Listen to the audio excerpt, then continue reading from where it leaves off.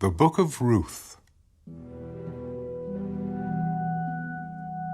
Now it came to pass, in the days when the judges ruled, that there was a famine in the land.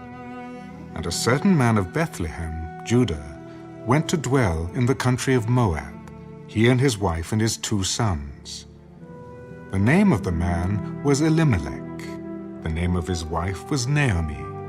And the names of his 2 sons were Mahlon and Kilion, Ephrathites of Bethlehem, Judah. And they went to the country of Moab and remained there. Then Elimelech, Naomi's husband, died, and she was left and her 2 sons. Now they took wives of the women of Moab. The name of the one was Orpah, and the name of the other Ruth. And they dwelt there about 10 years.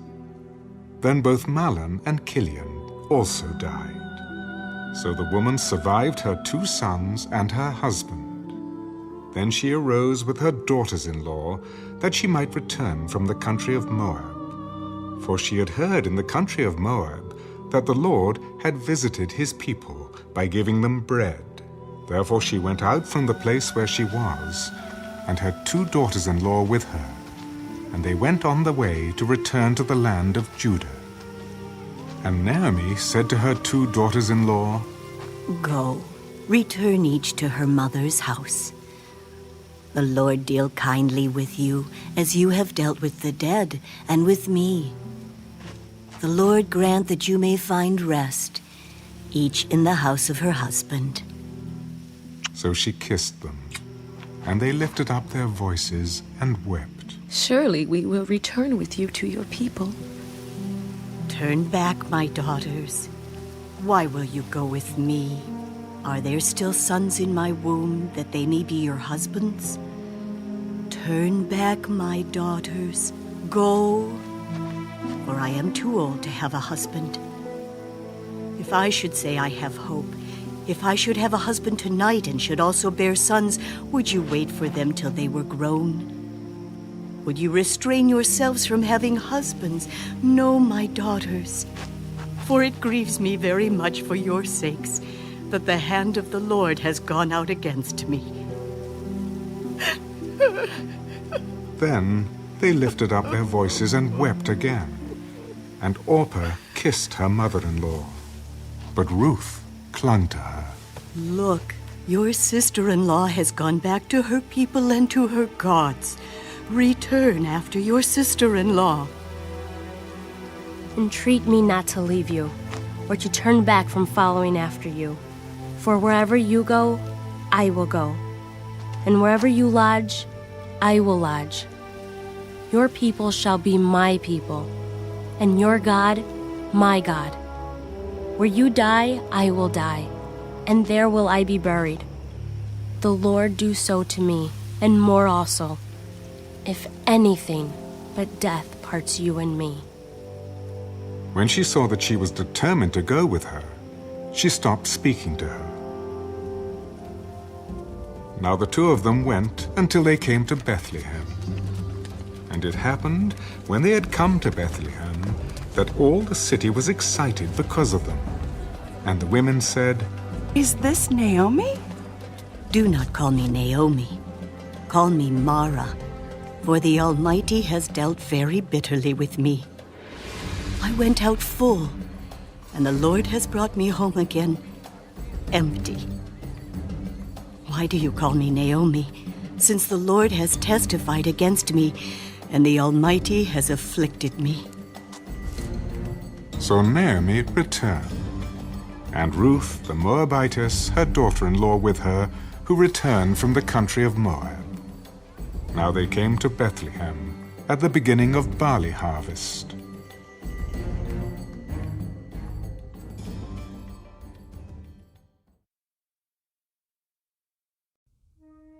There was a relative of Naomi's husband, a man of great wealth, of the family of Elimelech.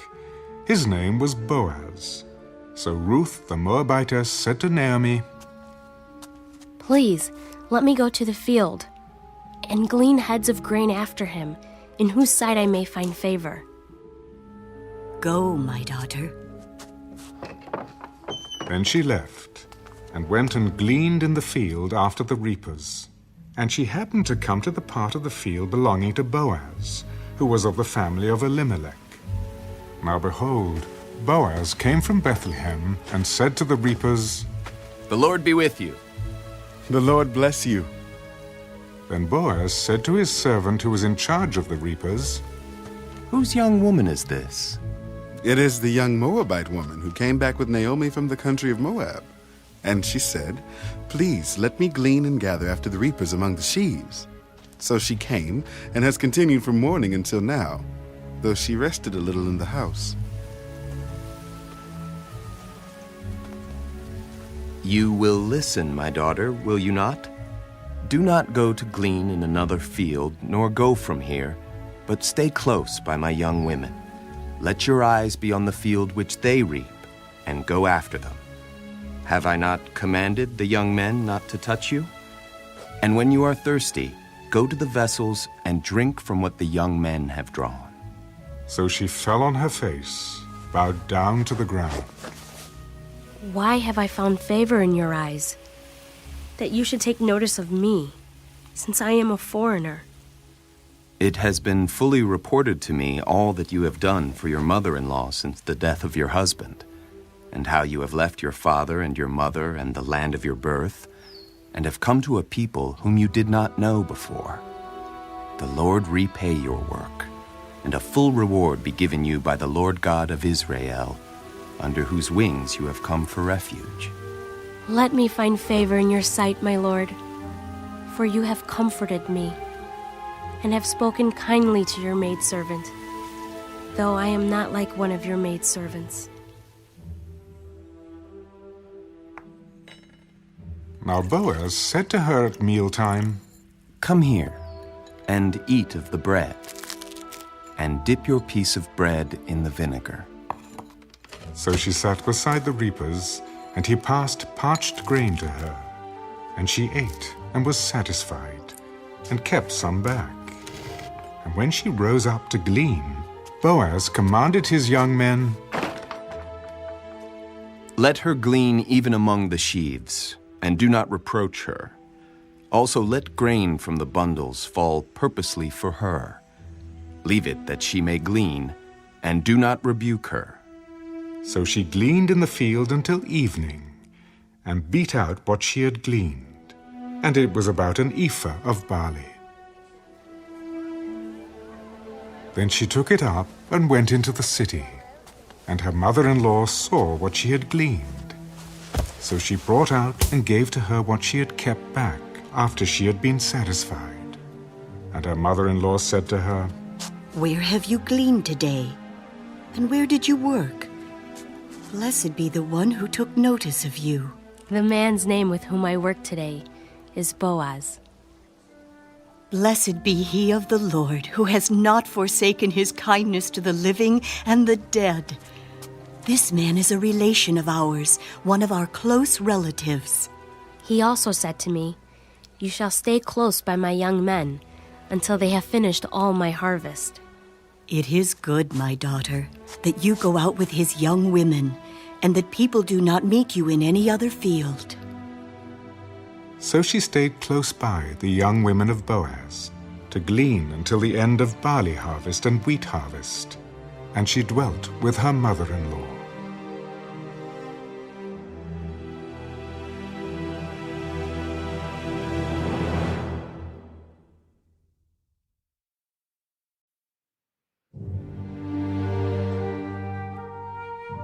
Then Naomi, her mother-in-law, said to her, My daughter, shall I not seek security for you, that it may be well with you? Now Boaz, whose young women you were with, is he not our relative? In fact, he is winnowing barley tonight at the threshing floor. Therefore wash yourself and anoint yourself. Put on your best garment and go down to the threshing floor. But do not make yourself known to the man until he has finished eating and drinking. Then it shall be, when he lies down, that you shall notice the place where he lies. And you shall go in, uncover his feet, and lie down, and he will tell you what you should do." All that you say to me, I will do. So she went down to the threshing floor and did according to all that her mother-in-law instructed her. And after Boaz had eaten and drunk, and his heart was cheerful, he went to lie down at the end of the heap of grain. And she came softly and covered his feet and lay down. Now it happened at midnight that the man was startled and turned himself, and there a woman was lying at his feet. Who are you? I am Ruth, your maidservant. Take your maidservant under your wing, for you are a close relative. Blessed are you of the Lord, my daughter, for you have shown more kindness at the end than at the beginning, in that you did not go after young men, whether poor or rich. And now, my daughter, do not fear. I will do for you all that you request, for all the people of my town know that you are a virtuous woman. Now it is true that I am a close relative. However, there is a relative closer than I. Stay this night, and in the morning it shall be that if he will perform the duty of a close relative for you, good, let him do it. But if he does not want to perform the duty for you, then I will perform the duty for you, as the Lord lives. Lie down until morning. So she lay at his feet until morning.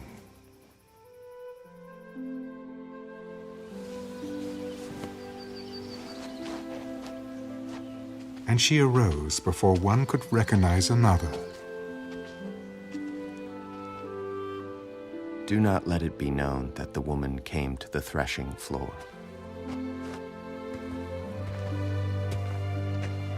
Bring the shawl that is on you and hold it. And when she held it, he measured 6 ephahs of barley and laid it on her.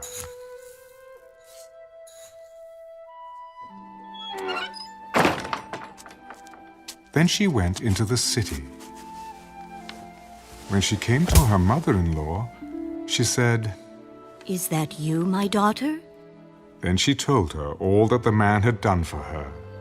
And she said, These 6 ephahs of barley he gave me, for he said to me, do not go empty-handed to your mother-in-law. "Sit still, my daughter, until you know how the matter will turn out. For the man will not rest until he has concluded the matter this day."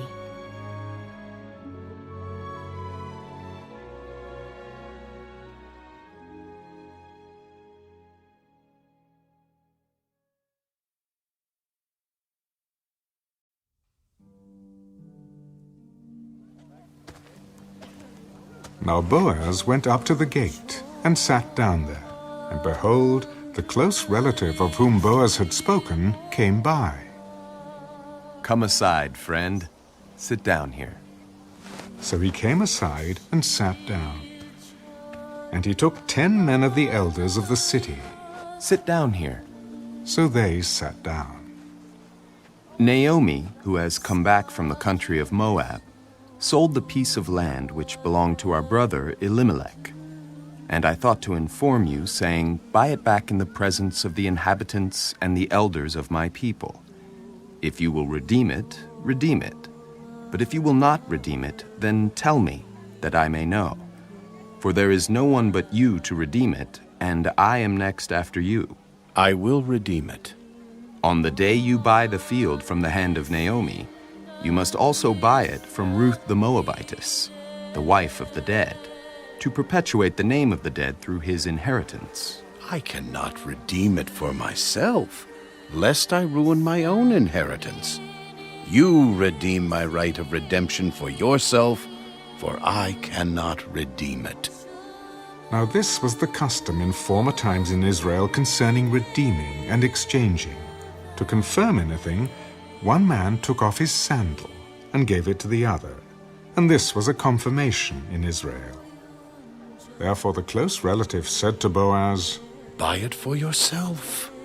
So he took off his sandal. And Boaz said to the elders and all the people, You are witnesses this day that I have bought all that was Elimelech's and all that was Kilion's and Mahlon's from the hand of Naomi. Moreover, Ruth the Moabitess, the widow of Mahlon, I have acquired as my wife, to perpetuate the name of the dead through his inheritance, that the name of the dead may not be cut off from among his brethren and from his position at the gate. You are witnesses this day. We are witnesses. The Lord make the woman who is coming to your house like Rachel and Leah, the two who built the house of Israel.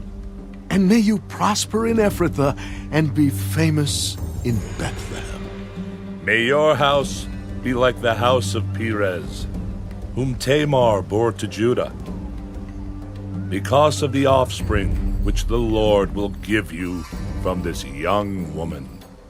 So Boaz took Ruth, and she became his wife.